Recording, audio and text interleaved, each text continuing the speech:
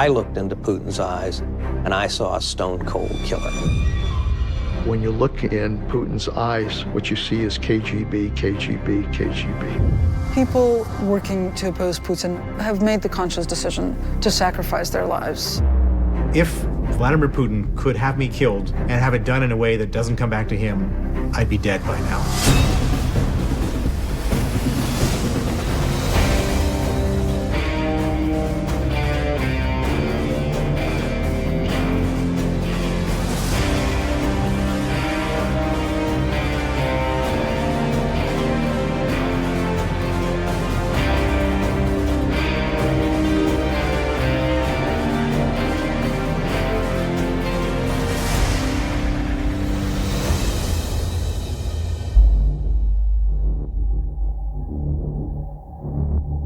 Working on the National Security Council staff for 4 presidents, I had a pretty good understanding of how the politics worked at a very high level in Washington. There was a period when it looked like there were some real opportunities between the West and Russia. Partly it's because for most of Bush's administration, Putin was still, I think, looking for a way to work with the West. He was the first leader to call President Bush after 9/11 and offer help. I mean, it couldn't have been scripted better in the White House. I looked the man in the eye. I found him to be very straightforward and trustworthy. I was able to get a sense of his soul. President Bush met with Putin and famously came back and said that he had looked into Putin's eyes and thought he'd seen his soul. And after my first meeting with Putin, I came back and reported to President Bush, well, I looked into Putin's eyes and I saw a stone-cold killer.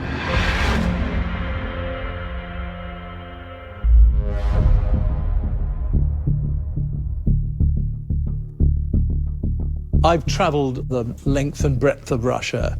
It's a country I love very much. I'm very fond of Russians, difficult though they often are. I first saw and was aware of Putin in the office of a man called Anatoly Sobchak, who was the mayor of St. Petersburg. Sitting in a desk just beside his was this smallish, slightly weaselly character with fair hair, looking very modest. And it was indeed Vladimir Putin. I certainly didn't speak to him. Why would I? He wasn't of any importance. Let's put it this way, if I had to make a list of the 100 people most likely to be prime minister in Russia, his name wouldn't have been on the list. And I think that was how a lot of people felt. I mean, sheer amazement that Putin would rise so fast and so quickly.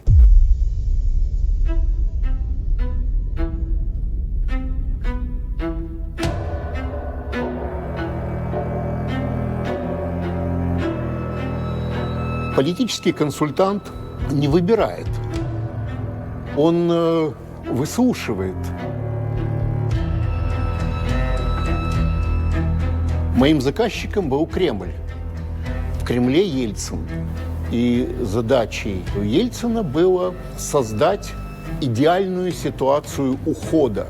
Парадокс тот, что мы занимались проблемой преемника Ельцина, но не знали, кто будет этим преемником. И сам Ельцин тоже не знал. То есть мы решали вопрос, как выиграть выборы для любого человека. Если бы Ельцин привел женщину, моряка, рабочего и сказал вот это, мы сказали, хорошо, будем выбирать вот этого. Он привел Путина.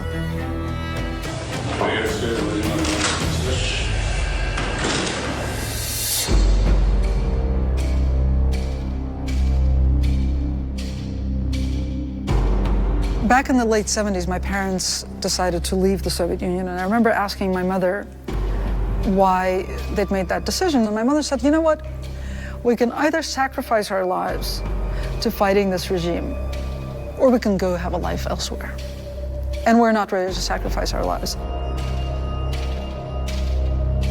There were many things that happened in the 1990s that were questionably legal, and at one point Yeltsin realized that if the opposition came to power, then he ran a high risk of being prosecuted. And Yeltsin can certainly see himself spending the rest of his days in a Russian jail.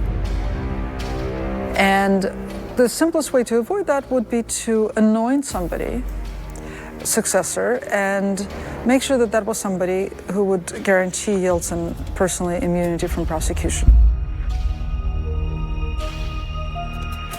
Within days of Putin's being appointed prime minister, a series of terrorist attacks begins.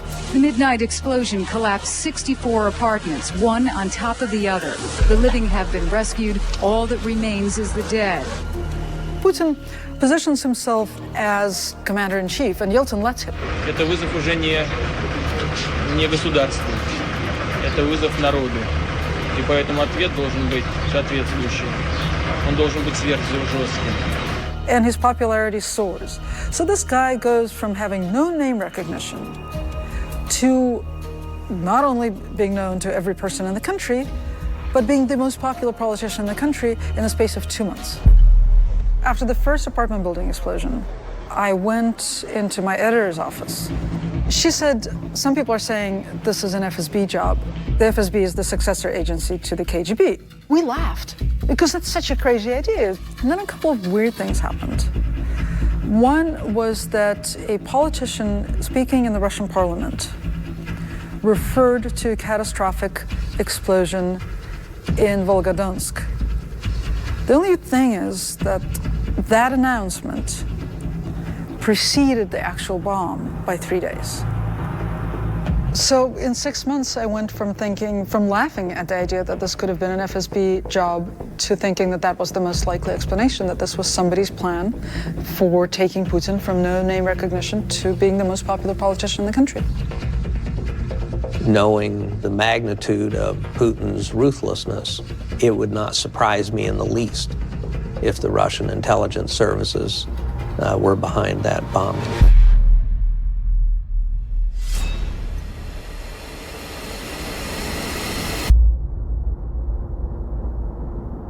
In London today, authorities revealed that former KGB spy Alexander Litvinenko, who died yesterday, was killed by a rare and deadly radioactive poison.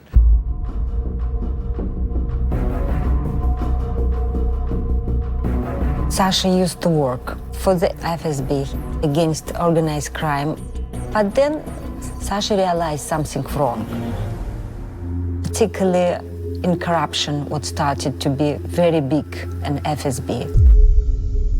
He openly said FSB became a very dangerous organization.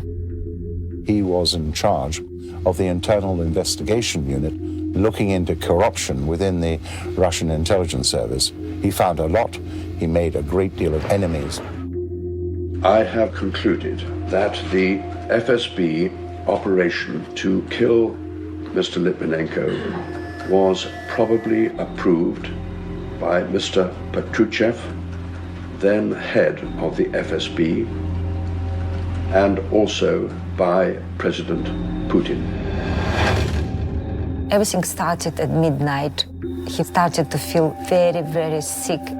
He was not able to talk because all his throat was just so painful and white because all his tissue inside was damaged.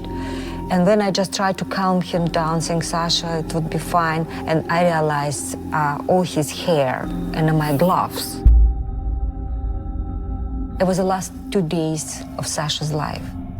For 23 days, it was a torture from very beginning till the end. And when they decided to collect samples of urine, they realized it was polonium. Everybody was shocking. It was the first time ever investigate case of killing person by radioactive material.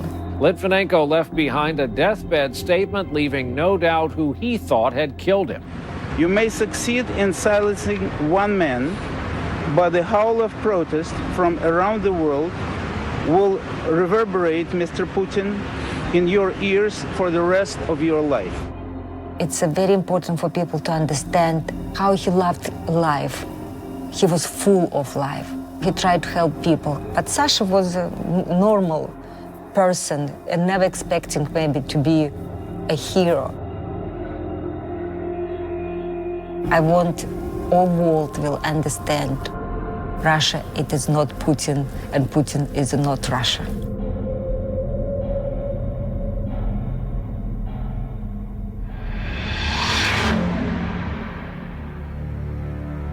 If I were to try to remember off the top of my head people who have died under mysterious circumstances, whom Putin would have had reason to want to see dead, we might start with Anatoly Sobchak, died of mysterious heart attack. Sergei Yushchenkov, member of parliament, shot dead in front of his apartment. Yuri Shikachikhin, investigative journalist and member of parliament, died of a strange allergic reaction. Stas Markelov, who was a human rights lawyer, and Anastasia Baburova, who happened to be walking alongside him.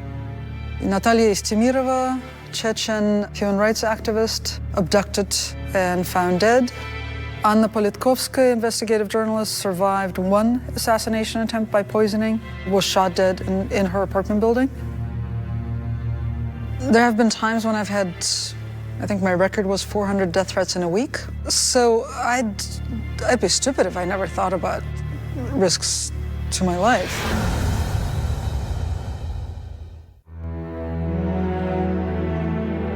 A country where some of the leading dissident figures are killed is a country where somebody's got a short fuse.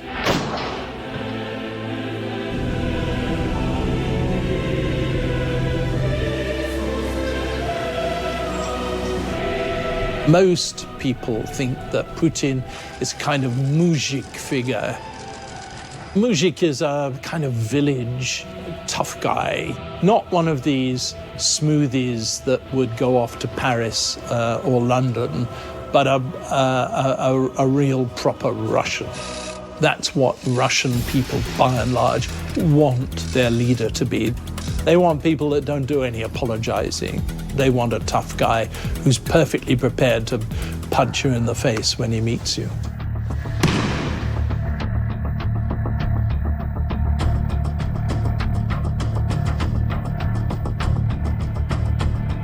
When Russia went from communism to capitalism, from a business person's perspective, the sky was the limit and fortunes could be made instantaneously. And I saw this as a big opportunity. I set up this investment fund to invest in these companies. One of the things that we did to try to understand the situation was do a stealing analysis of Gazprom.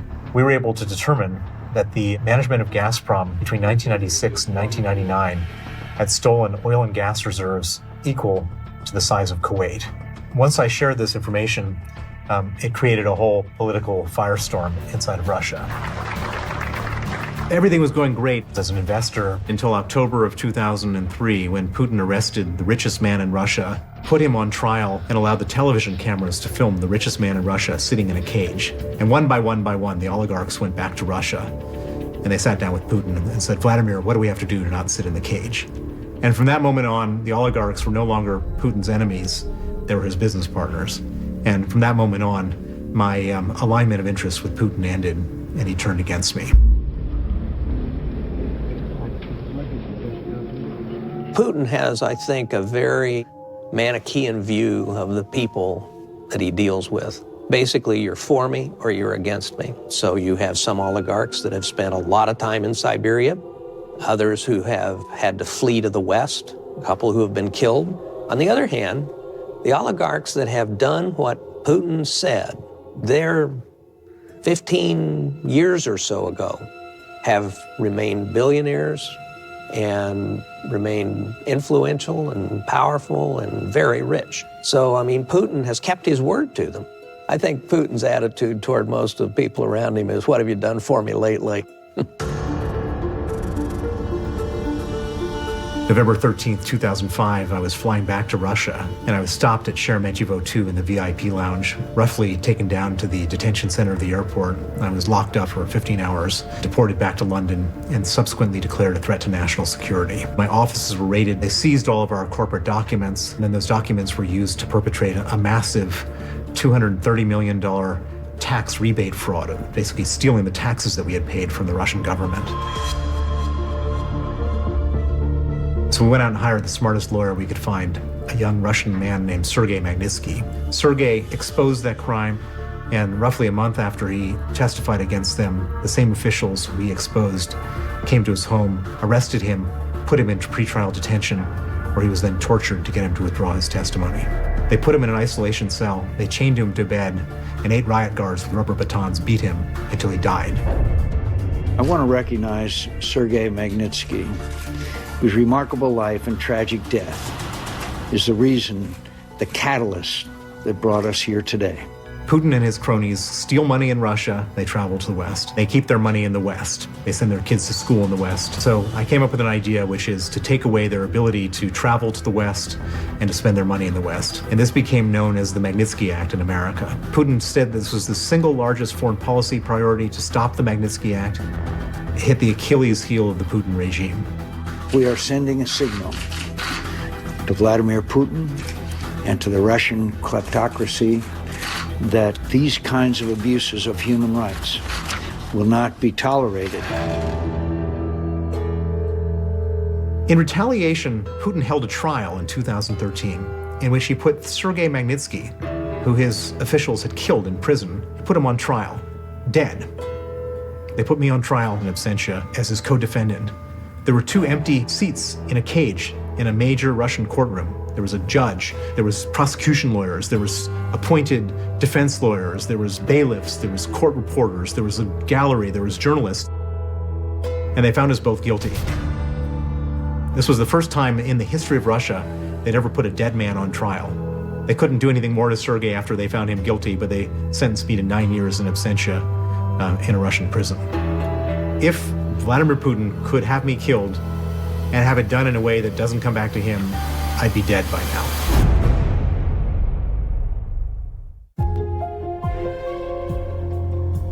Putin was a lieutenant colonel in the KGB posted in Dresden in East Germany. At least once, I pointed out to him that when I was deputy director of CIA and meeting with his bosses that he'd been a lieutenant colonel in Dresden. Facing Putin is different than what one might think. In all my meetings with him, he never once raised his voice. He can be very sarcastic. He's very matter of fact. So he's a very serious person. He doesn't have what I would call a sense of humor.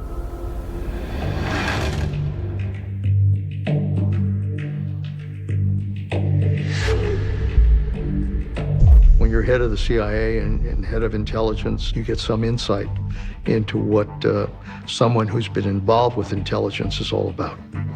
You have a pretty good sense about how Putin operated because they did exactly the same thing.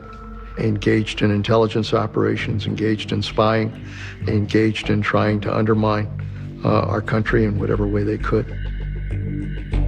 He's operating on the basis that he can do whatever the hell he wants. And when somebody feels they can do that, they're dangerous. When you look in Putin's eyes, what you see is KGB, KGB, KGB. Vladimir Putin was the head of the secret police. And the secret police is an organization that kills, that poisons, that assassinates. And so I have no doubt that all the high-profile assassinations that have been done in Russia have been done with Putin's blessing, for sure, and perhaps his instruction. The Russian state, for hundreds of years, really, has used poison as a weapon against its enemies.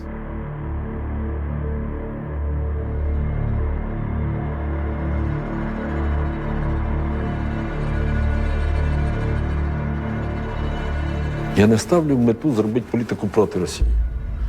Я ставлю мету зробити політику, яка консолідує українську націю. Ключовий мотив, чому мені було запропоновано зустрітися із керівником Служби безпеки. Чесно кажучи, в той день я абсолютно не хотів йти на цю зустріч. Це вже була там 10-11 година вечора. І вже можна було б завершувати цю всю розмову. Приносять на переносному столі ще гарячі і просять ще, давайте гаряче з'їмо. Ну, мабуть, один продукт, який порційно роздавався. І от, власне кажучи, після того, як я покуштував цей плов, в мене почала боліти голова, причому дуже прогресивно. 2-3 хвилини проходить, в мене біль стає невиносимою. Потім обличчя почало розпухати, я став удвічі більший в обличчі, чим ви мене бачите зараз. Моє тіло носило там практично синьо-рожевий колір.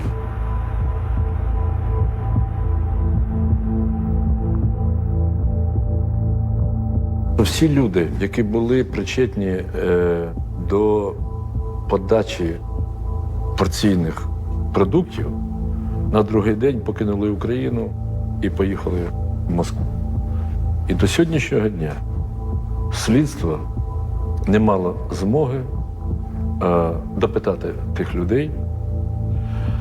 Коли слідство поглиблювалося і виходили вже на характеристики формул діоксину, слідство звернулося в 4 лабораторії світу, які виробляють цей клас діоксину.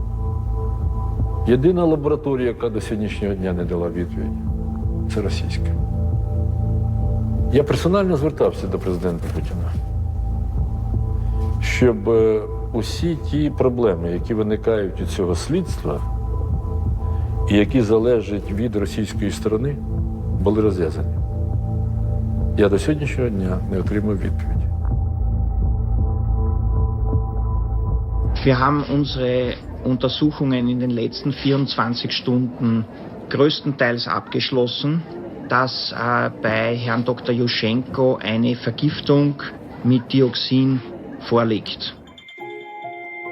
Putin was at the Munich Security Conference in February of 2007. I was on the aisle on one side on the front row, and Putin was on the aisle in the front row on the other side. Next to him was Angela Merkel, Chancellor of Germany, and next to her was President Yushchenko of Ukraine, who believed, I think with some good reason, that the KGB had tried to poison him. And so his face was all pockmarked from the results of this attempt.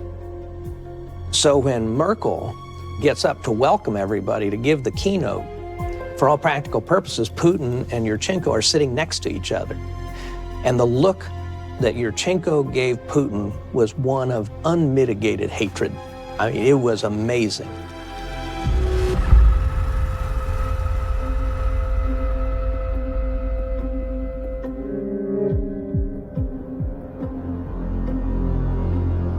Хочу підкреслити, та політика, яку сьогодні проводить Росія, це політика, автором якої є Путін. У всіх її проявах.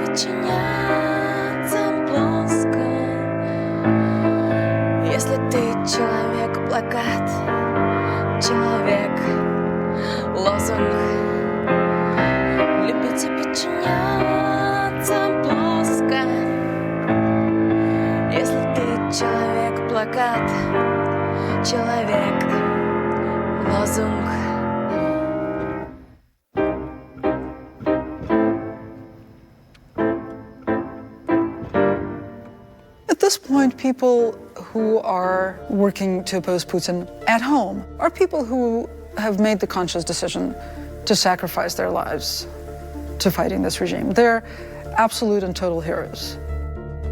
And I would certainly include the women of Pussy Riot in that number.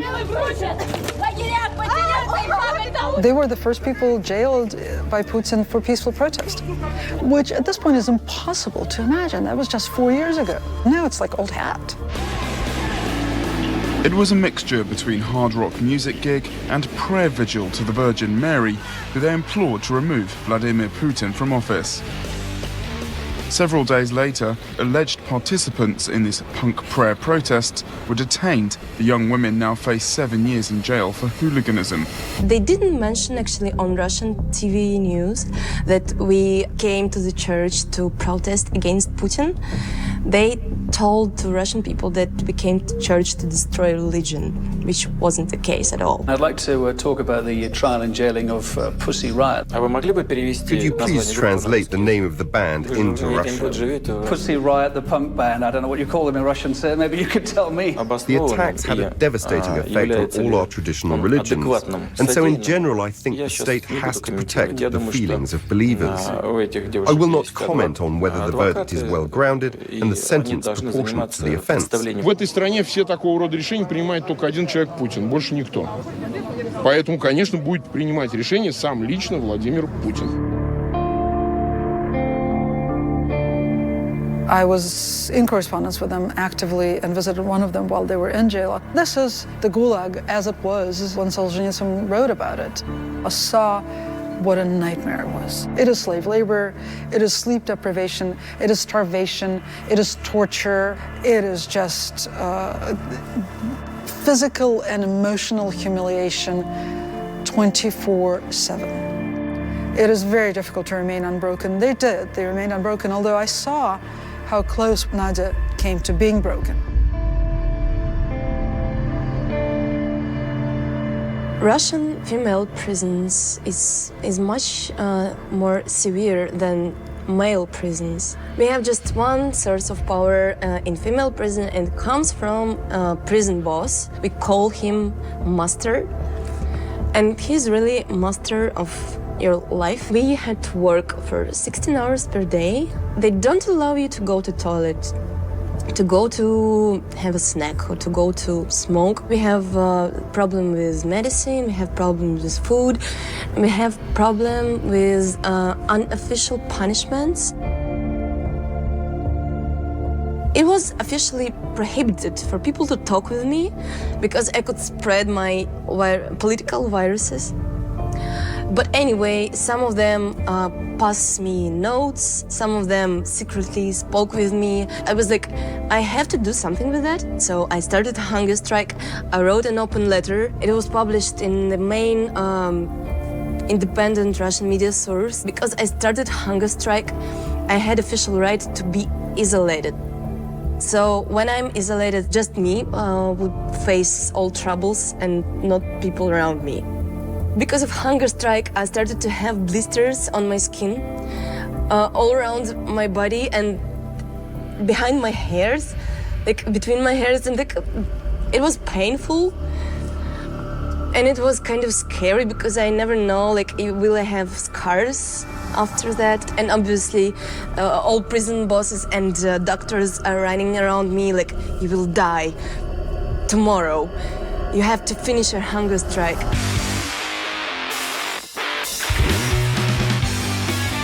They have done something courageous.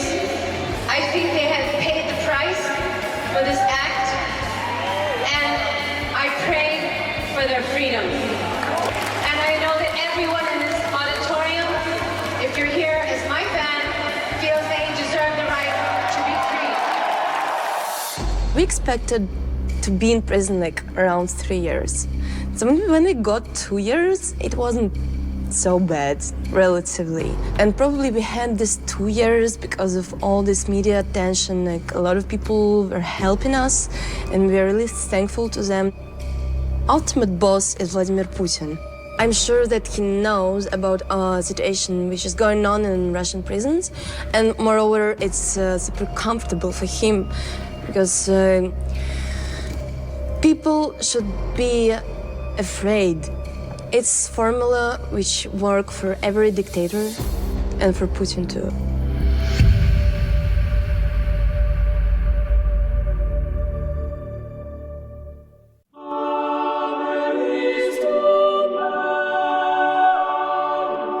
Putin is a person who values two things in his life: money and power. people's lives are not a value for him. Мы абсолютно не согласны ни с планом Путина, ни с его курсом. My father was the leader of the opposition, and he believed that his mission was to fight with Putin, not with those people who actually worked with Putin, but directly with Putin.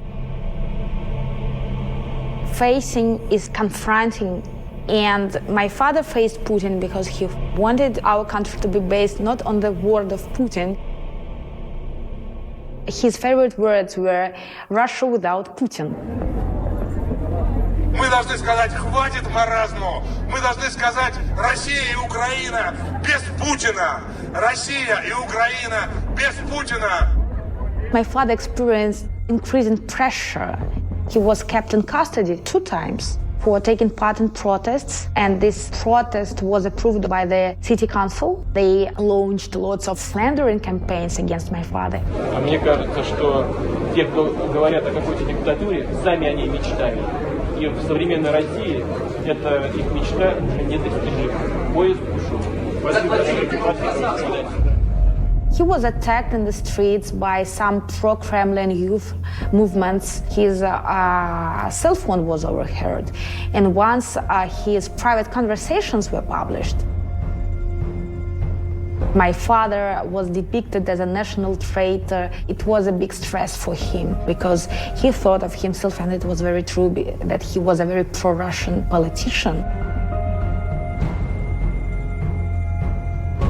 He wanted the best for Russia, and he fought for better Russia, and he sacrificed lots of things for this, and finally his life. There is more breaking news tonight. One of Vladimir Putin's top opponents, who just last week was quoted in Russian media saying, quote, "I'm scared that Putin will kill me," has been gunned down in Moscow, shot in the back. It was a big shock, I think, for all people. No one could have imagined, honestly, that might have happened to my father.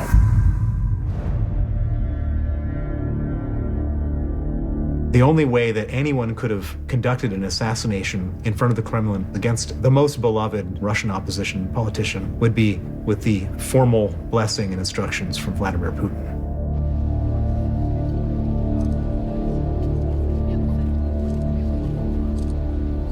Putin may be a very tough and possibly nasty character, but of all the stupid places to have Nemtsov shot, under the walls of the Kremlin is going to be right up there with them.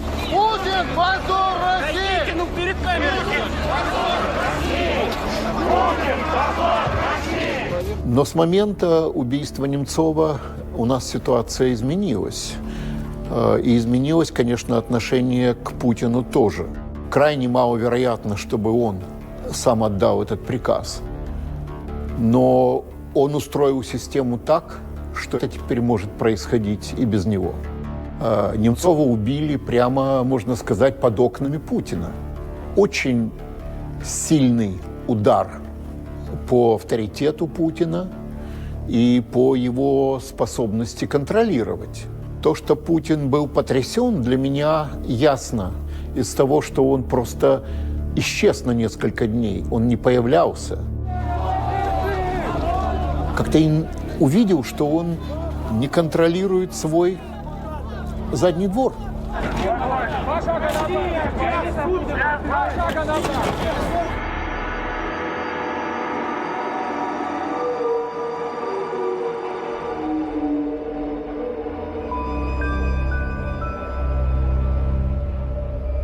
Someone told me recently that I'd photographed more world leaders than anyone in history. I don't know if that's true, but I'm very familiar with power, and I'm fascinated by it.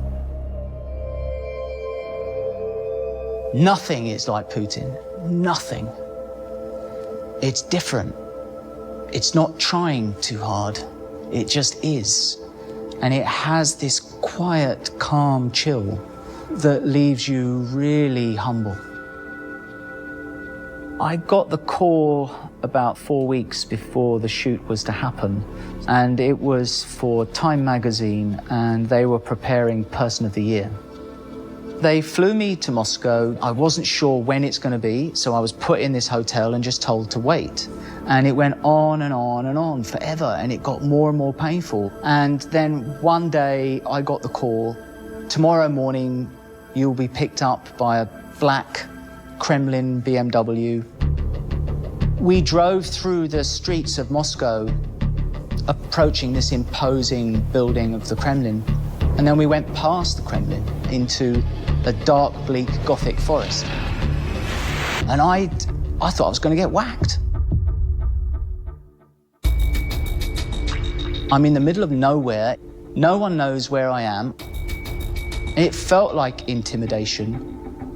Eventually, we arrived at probably the most imposing building I've ever seen in my life. And it's not that it was big, it was just mean. You're confronted by a 1.5 or 2-story security wall on the outside that's covered in snipers. And I looked up and I see like all the snipers turn to me. It was like snow up to here, and I'm just in a suit.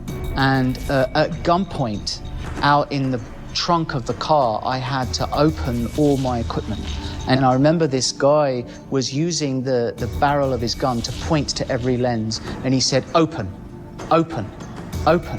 And I mean, I didn't have a coat. I was shivering, my nose was dribbling. I'm not James Bond, man. I'm not cool. And this was so intimidating. And then at gunpoint, I'm led into the building. I was led into a small room and kept in this room for about 7-8 hours. And then suddenly there's a knock at the door and they said, you can go into his office to set up. So I grabbed all my equipment and they said, you've got 15 minutes. And at one point in my mad scramble, I realized I needed power for my strobe light. I was watched by a gang of bodyguards and I saw one power socket, but there was already a plug in it. It was near his desk. So I went to pull that one out to put mine in. I remember them screaming, "Niet! Niet!" And then one of them pointed to the wire and he followed the wire, which went onto his desk into the back of a red phone in a glass case with a single button on it. So, I mean, that just added to the insanity of the whole situation. It felt like I'm going rogue in Putin's office. The swing doors open. Putin enters the room. He's flanked by, I think it was 2 translators who constantly whisper in his ear. He had a group of probably political advisors, and then he had a whole gang of tough guys, heavies. You know, it's kind of, they had shaved heads, one had a scar, it was that kind of thing. They all come up to me and I said, Mr. President, you know, I nervously said, you know, it's such an honor to be in Russia. And I have a question to ask you, if I may, that's got nothing to do with politics. So the translators whispered in his ear and they all turn around and look at me and they say, what is the question? We have to be quick. So I said, well, I'm a massive Beatles fan. Are you? So they translated the question, and then he looked at the translators and his advisors, and I guess in Russian, he just ordered them all out of the room immediately. It was very abrupt, and it was almost as if, get out. So it was me, Putin, and a gang of heavies. And again, I didn't know what's about to happen now. You know, have I done something terrible? Should I not have been human? Should I not have been an ordinary citizen and just asked the question that I was quite interested in asking? Then he looks at me and in pretty much perfect English, he says, I love the Beatles. So I said, I didn't know you spoke English. And he kind of nods very quietly. He doesn't say a lot, you know, he's very quiet. But there's sort of this crystally charisma in his eyes. And he says, what do you want? Let's do it. I remember as I'm focusing my camera, trying to stop my hand shaking, I ended up 1.5 inches away from his nose. I could feel his breath on my hand as I focused the camera. Now, from that view, when I looked into his eyes, I just saw power. And it was cold, it was calm, it was power that I've never felt before. And to me, it felt like Russia first, at all costs.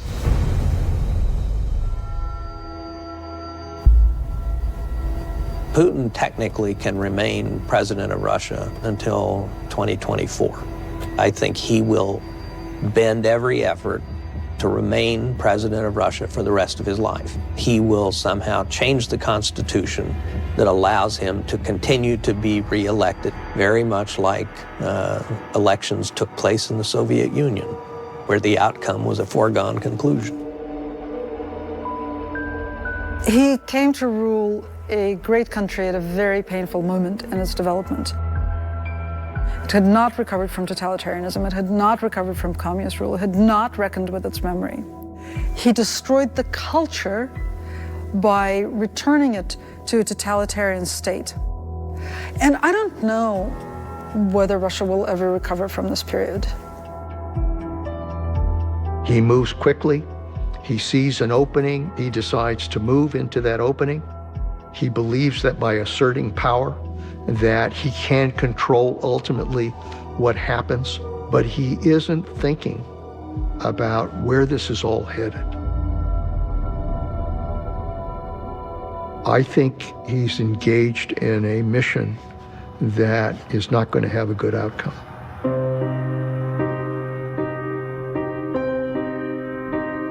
Я все-таки историк, и для меня история Путина – это часть русской истории.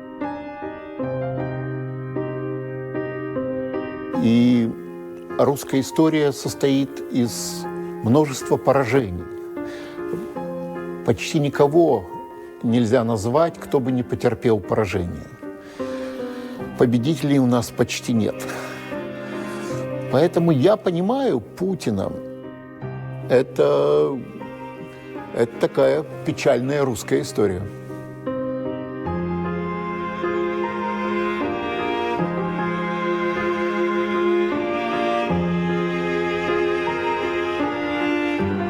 Putin has created this myth of himself that if he's not in power, if he's not the strong man, then the whole country will disintegrate.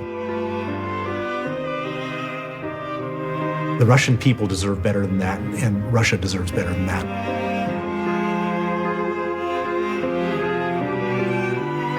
Getting rid of Putin will be just the beginning for Russia.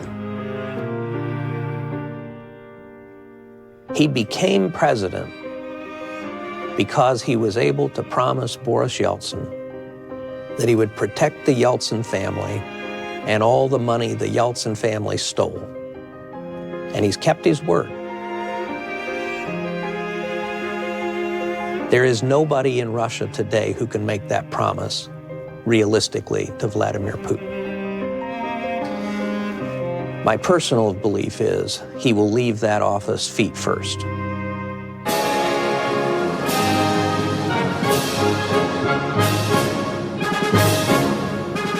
Over time, Putin convinced himself that he was not just a Russian president, but that he had been chosen,